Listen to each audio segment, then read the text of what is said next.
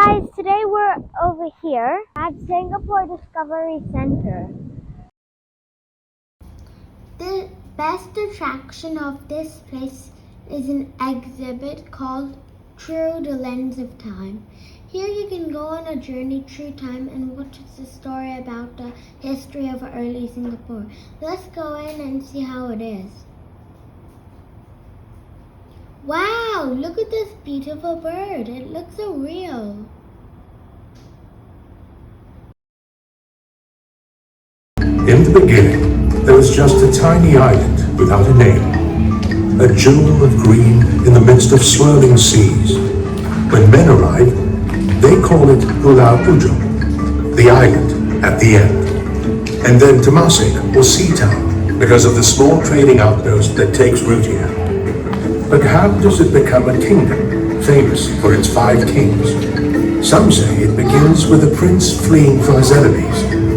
But no one really knows where the myth ends and where history begins. The prince arrives on an island with pristine white sands and finds a majestic beast roaming its jungles. Surely this place deserves a new name just as glorious and majestic. And that is how he comes to name it Singapura, or Lion City. He is Sang-Nila-Utama, the first king of the kingdom of Singapura. Sri Wickrama takes over the throne from his father in 1347. The flourishing kingdom of Singapore draws the attention of the powerful Majapahit Empire from Java, who sends an envoy to demand its submission. Sri Wickrama refuses, and the furious Majapahit king orders an attack on Singapore. But the attempt fails, and the Javanese are driven off. In 1362, Sri Wickrama's son, Sri Rama Vikrama, takes over the throne. According to legend, a supernaturally strong lad, Badaj, enters his court. He competes in a challenge to lift a heavy stone in a show of strength.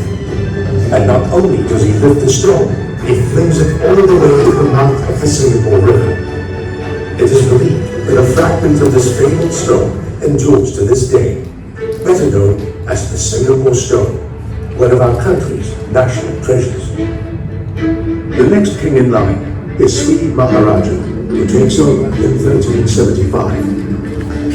During his reign, legend has it that the Totem, or swordfish, attacked and ravaged the coast of Singapore.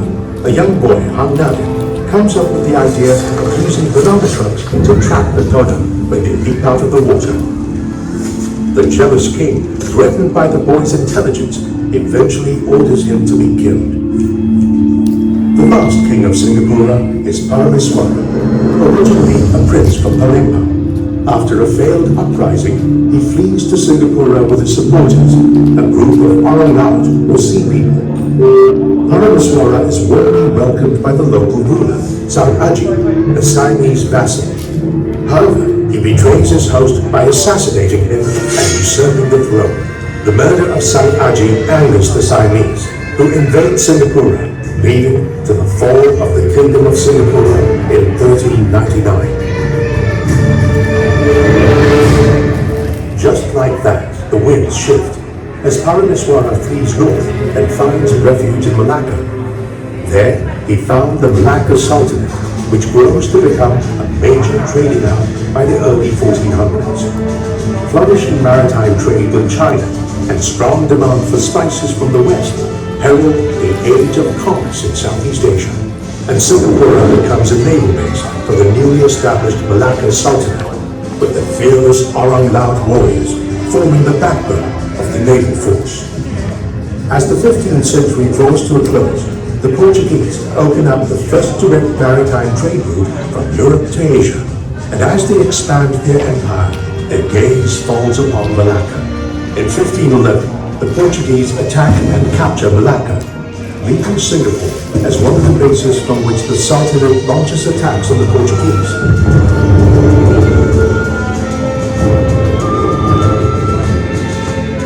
After many failed attempts, the Sultanate re-establishes its capital along the Johor River, becoming the Johor Sultanate. And Singapore takes on a new role as a trading outpost for Johore's riverine economy.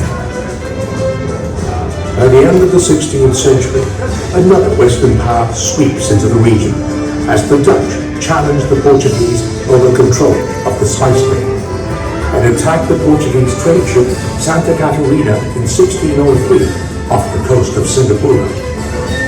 The region turns into a hotspot for conflict as alliances shift and break. The Portuguese and Johor Sultanate forge a peace agreement in 1610, but this peace is short-lived. The alliance angers the Algerines, who attack and burn down Singapore in retaliation, leaving in ruins, and Singapore sinks into obscurity as the Malay archipelago becomes an arena for European confiscation over the next 200 years.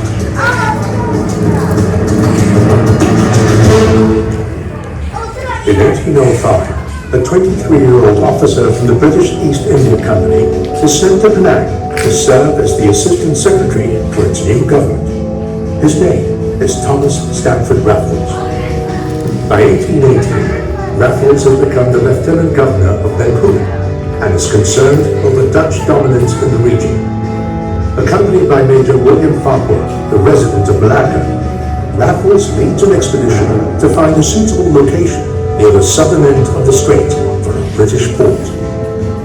The expedition reaches Singapore, docking in its waters off St. John's Island in January 1819.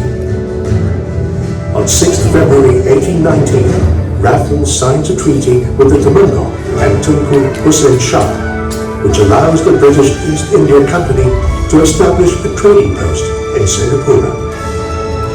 When Raffles first arrives, there are already hundreds of indigenous Malays and Orang Laut living here, and many more soon make their way to Singapore from the region. The establishment of a free port in Singapore draws an influx of migrants in search of new opportunities. They bring their heritage, language, and lifestyle practices with them, turning Singapore into a vibrant and culturally diverse trading hub. From coolies to merchants, from convict laborers to philanthropists, these enterprising pioneers lay the foundations for modern-day Singapore. However, as the population surges, living conditions become overcrowded and rife with diseases. Impoverished laborers turn to opium, gambling for solace, and secret societies grow in power. Crime and violence mark the young colony. As the 20th century unfolds, investment in education and public health gradually raises the overall standard of living in Singapore. With increasing affluence, a new middle class emerges. More English-educated locals take on leadership roles in government and society. The people in Singapore are starting to take their destiny into their own hands. However, storm clouds are gathering around this vulnerable island. Just as powerful forces around the world shaped its history, the winds of change will soon engulf Singapore again.